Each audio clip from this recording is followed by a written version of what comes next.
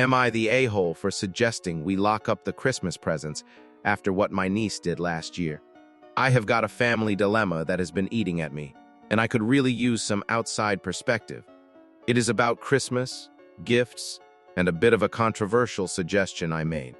Every year, my siblings and I, along with our families, gather at our parents' house for Christmas.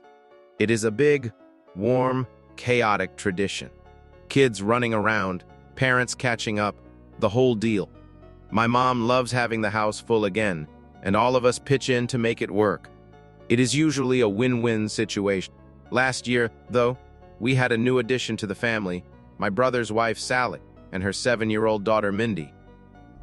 It was their first Christmas with us, and everything seemed to be going great. Christmas Eve, we set up a big sleepover for the kids in the basement. We told them 1,000,000 times, "Do not open the gifts without us. Wake us up first." We thought we were clear. Once the kids were asleep, we put all the gifts under the tree and headed off to bed. Early Christmas morning, I woke up and went downstairs, only to find the living room looking like a tornado hit it. Gifts were unwrapped, boxes torn apart. And there was Mindy, in the middle of it all, playing with the toys, most of which were not even hers. I mean, they had labels, she knows how to read, but she just went for it. I was in shock. I quickly got my brother Sally and the rest of the adults. Sally was mortified, and my mom was really upset.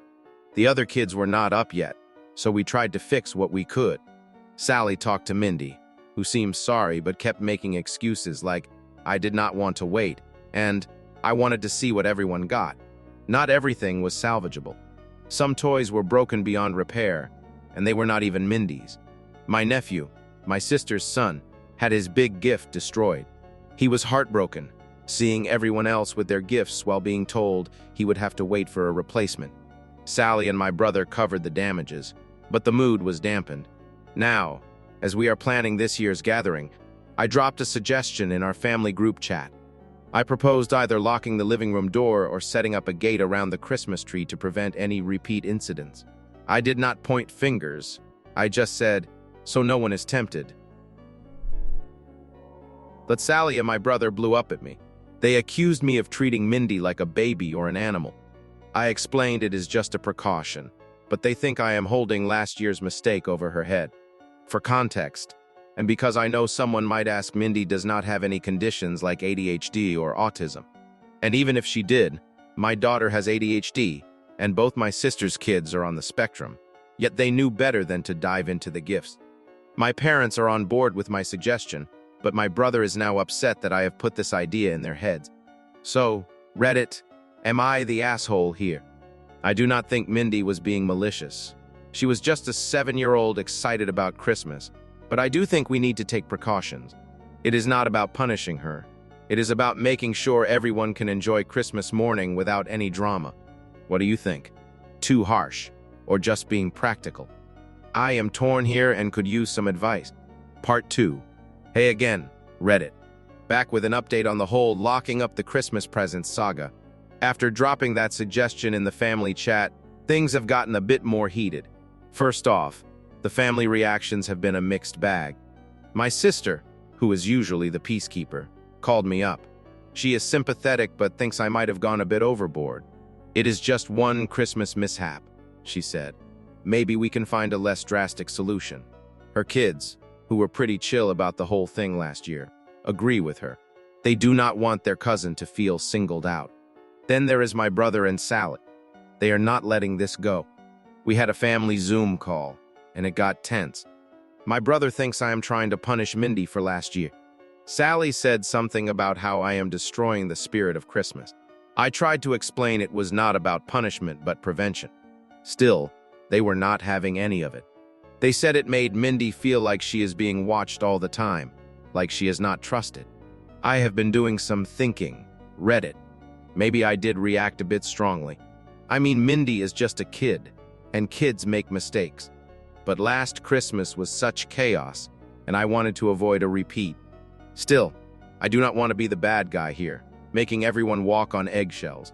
So, the build-up to this year's Christmas is a bit awkward. We are all still planning to go to our parents, but the vibe is definitely different. I talked to my mom about maybe not locking up the gifts, but perhaps keeping them in her room until Christmas morning. She is considering it, trying to keep the peace and all. Sally and my brother are still frosty towards me. They have not said they will not come, but there is definitely tension. I am hoping they will come around before we all meet up. Maybe seeing that we are all trying to make the best of the situation will help ease the tension. I have also been thinking about ways to make it up to Mindy, to show her that there are no hard feelings. Maybe a special aunt-niece day out. I want her to know that I do not blame her for being excited about Christmas. So, that is where we are. Reddit. It is a tricky situation, and I am still not sure if I handled it right. I want Christmas to be fun and relaxed, not filled with drama and hurt feelings.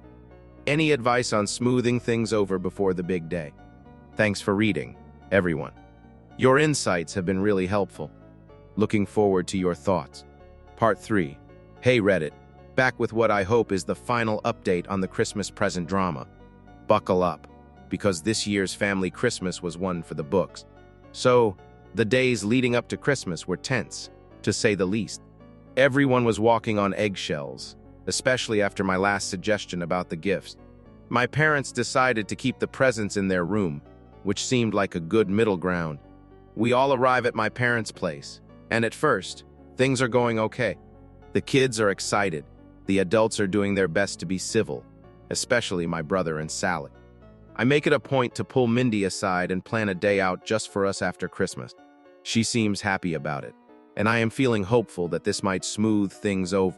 Then, Christmas Eve happens. We are all sitting in the living room after dinner, and the topic of last year's incident comes up. My sister tries to steer the conversation away, but my brother brings it back, accusing me of still holding a grudge against Mindy. I try to keep my cool, explaining, it is not about holding grudges. I was just trying to prevent any issues this year. But Sally jumps in, saying I have made Mindy feel unwelcome and judged. The conversation escalates, voices are raised, and it is clear that the wound from last year is still fresh.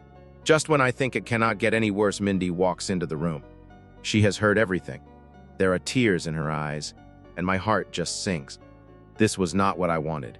I kneel down to her level, apologize for making her feel bad, and tell her the day out we planned.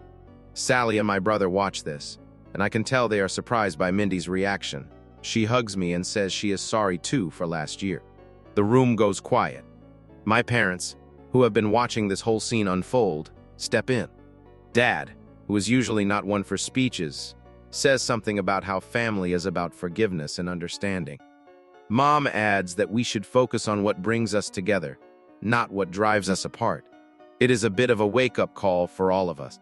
We spend the rest of the evening talking, really talking, about how we can move past this and be better for each other. My brother and I agree to bury the hatchet. Sally seems relieved, and the kids, including Mindy, are just happy to see the adults getting along. Christmas Day turns out to be much better than expected. We open presents, laugh, and enjoy each other's company. It is not perfect, but it is a start. Mindy gets to open her gifts with everyone, and my nephew finally gets a replacement for the toy that was broken last year. So, Reddit, I guess the lesson here is that communication and a bit of empathy go a long way. It took a bit of a blow-up to get us there, but I think we are on the right track now. Thanks for all your advice and for being a sounding board through this whole thing. Happy to say that this Christmas ended on a high note.